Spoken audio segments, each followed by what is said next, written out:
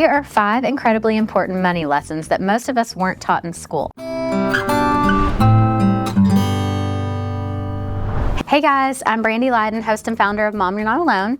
I'm also a local realtor and investor here in Knoxville, Tennessee. So let's dive into these money tips. Number 1, money is tied to value. These are things that we didn't learn in school, so we're gonna dive into each one individually.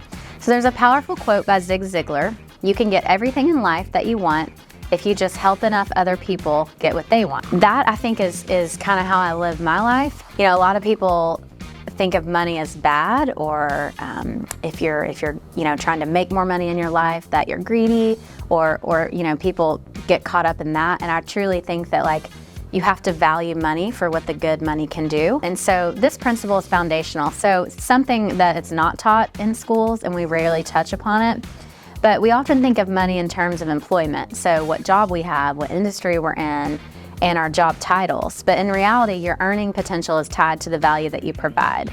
So the world's most successful people are solving problems or fulfilling needs on a large scale. The more value you provide, the more people you help, and the money will find its way to you. Let me take real estate, for example. All right, so if I'm a single agent, the only thing I can do is sell houses myself, right? And yet, if I want to build a team, then I'm pulling others in to help grow their income, their net worth, all right? And then we're all growing together. So if you think about, the value that you provide, you've got to think about, what skills can I learn to increase my value, all right? And then the other thing we had said was, what need needs to be fulfilled? So if you think about people that invent things, or opportunity in a market where, COVID, for example, the boating industry went through the roof, any type of recreation, campers, all of that, there was a need there. And so all those industries had to up production and up their sales and up everything to match the demand. And so if you think about, somebody that invents something small, or just an industry filling a need for a period of the market, it's providing that value, right? So what need needs to be filled, and then fill it, and your business can grow. So that can be in any industry. But back to the real estate thing, what I was trying to say was the group, building a team. I can only help myself grow so far, and if I reach out and bring more people with me, I can help all these people grow, and then in turn, the money will come. All right, number 2, budgeting equals freedom. So many people see budgeting as restrictive, but it's actually the key to financial freedom. So imagine running a business without tracking finances. It would be chaos, right? The same applies to personal finance. So budgeting helps you plan for the future. It allows you to say yes to more of what you want, more of what you love. It truly is your key to financial freedom. So creating a budget doesn't mean cutting back on everything. It means just planning your spending strategically so that you can afford the things that matter most, whether that's a family vacation and saving up for a new home, or just simply peace of mind.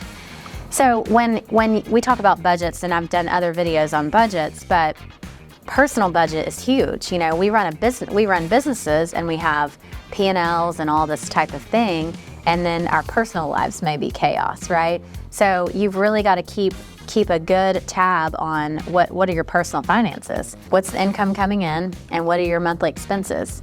And it's not really, I had this mindset for years. I did not want to do a personal budget. This is early in my late 20s, 30s. Early in my marriage, it was like I didn't want to do a budget. I didn't want to see it.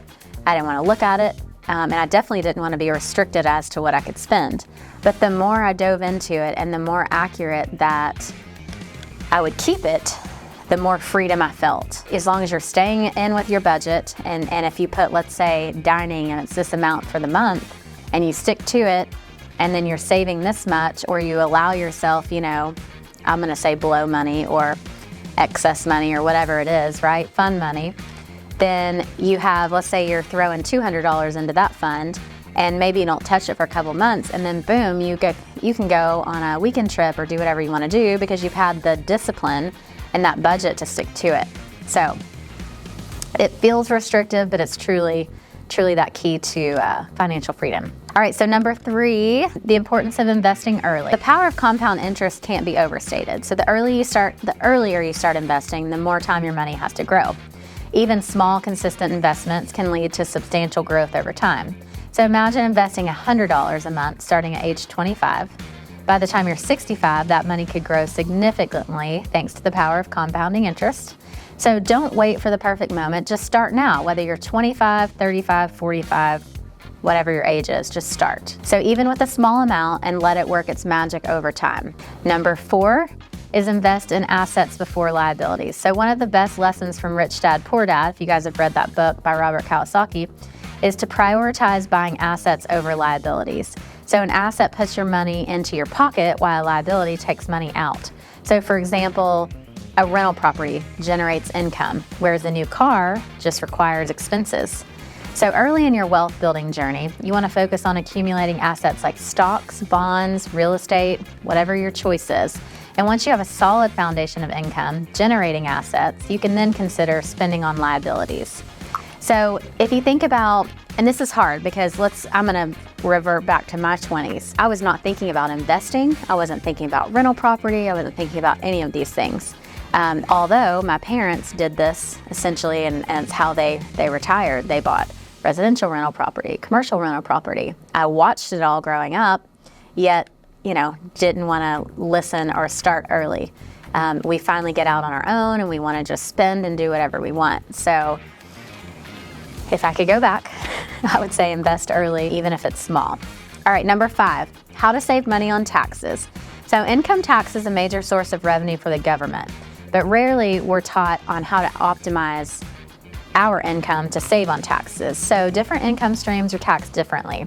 Employment income is taxed the heaviest, but business income and investment income often have more favorable tax treatment. So for example, if you understand these differences and work with a tax professional, tax strategist, whoever you have, they can help minimize your tax bill and keep more of your hard-earned money in your pocket. I had a CPA that I had used for years. I just didn't really know any different. Had a tax bill of $60,000. It's a lot of money. And ended up switching and had the new CPA go through everything and do an audit, and he would have gotten that tax bill down to $30,000. Okay, so $30,000 I could have put in my pocket or put towards something else. I just think it's really crucial to do your research on a great CPA, especially if you have businesses and you do investments, like we're talking about real estate investments, stocks, things like that. All right, guys, thanks for watching. If you got value from this video, make sure to like and subscribe today. Thanks.